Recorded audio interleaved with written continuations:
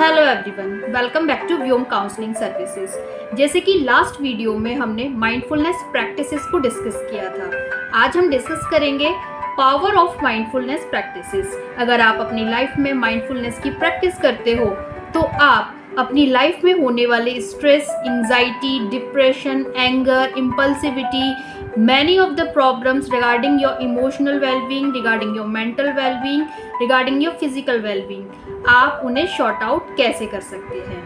चलिए स्टार्ट करते हैं। सबसे पहले हम बात करेंगे बॉडी अवेयरनेस के बारे में।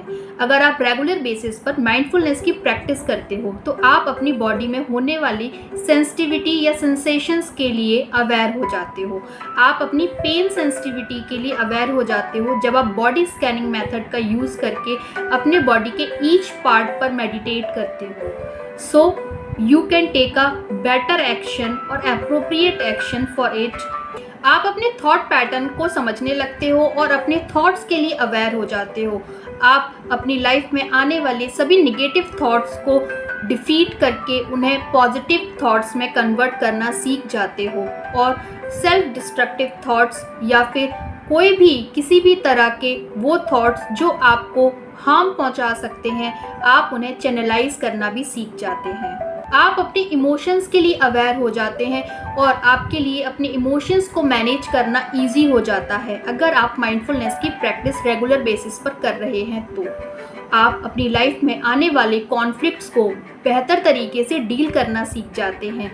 और कभी लाइफ में ऐसी जो टफ सिचुएशंस होती हैं जहां आपको दो में से कोई एक को चूज़ करना है, वो आपके लिए ईजी हो जाता है अगर आप माइंडफुलनेस की प्रैक्टिस करते हो तो।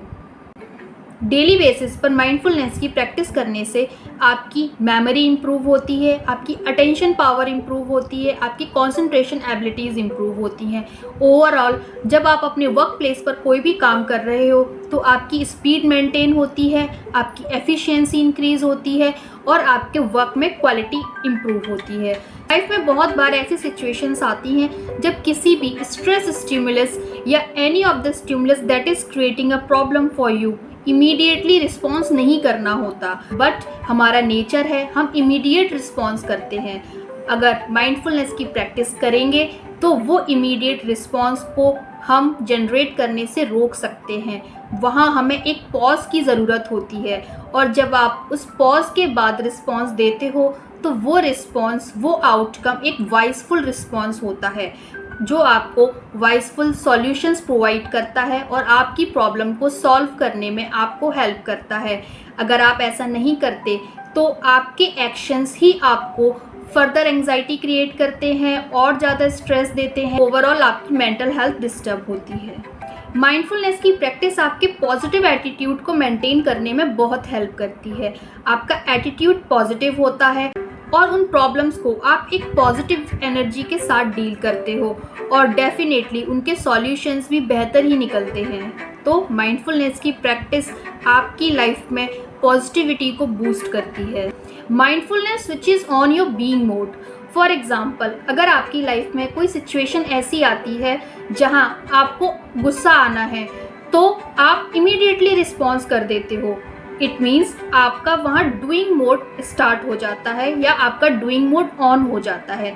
अगर आप माइंडफुलनेस की प्रैक्टिस करते हो तो आपका ये डूइंग मोड बीइंग मोड में कन्वर्ट हो सकता है और आप उस इमीडिएट रिस्पॉन्सेस से बच सकते हो। आपके ब्रेन में होने वाली एक्टिविटीज़ ऑटोमेटिकली आपके डूइंग मोड को बीइंग मोड में कन्वर्ट कर देती हैं अगर आप माइंडफुलनेस की प्रैक्टिस रेगुलर बेसिस पर करते हो तो।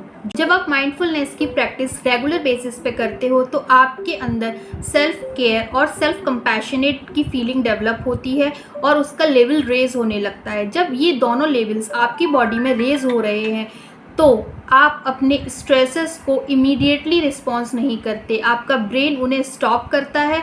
उसके बाद आप जब थोड़ी देर बाद रिस्पॉन्स करते हो तो वो रिस्पॉन्स एक वाइसफुल एक्ट होता है और आपकी प्रॉब्लम्स को वाइसफुल सॉल्यूशंस प्रोवाइड करता है। जब आप माइंडफुलनेस की प्रैक्टिस डेली बेसिस पर करते हो तो आपके ब्रेन के एमिगडाला पार्ट में होने वाली एक्टिविटीज़ रिड्यूस होना स्टार्ट हो जाती हैं। जब ये एक्टिविटीज़ रिड्यूस होती हैं तो आप अपनी लाइफ में आने वाले प्रॉब्लम्स को एंगरली डील नहीं करते, इम्पल्सिविटी के साथ डील नहीं करते, आपका फ्रस्ट्रेशन लेवल ऑटोमेटिकली डिक्रीज होने लगता है और आप अपने बर्नआउट्स के लेवल को कंट्रोल करना सीख जाते हो, अपनी एनर्जीज को चैनलाइज करना सीख जाते हो। ओवरऑल आपकी मेंटल हेल्थ बूस्ट होती है, जो आपको सूदिंग फील कराता है। Tune into them and become more aware towards your feelings, towards your thoughts, towards your actions, towards yourself। आप सभी ने सुना ही होगा, मन के हारे हार है, मन के जीते जीत। It means your success totally depends upon the way you are feeling, the way you are thinking. So do mindfulness practices and be aware for your body, be aware for your thoughts, for your feelings, for your emotions, and be positive, feel positive, and spread positivity around you. So keep watching Vyom Counseling Services.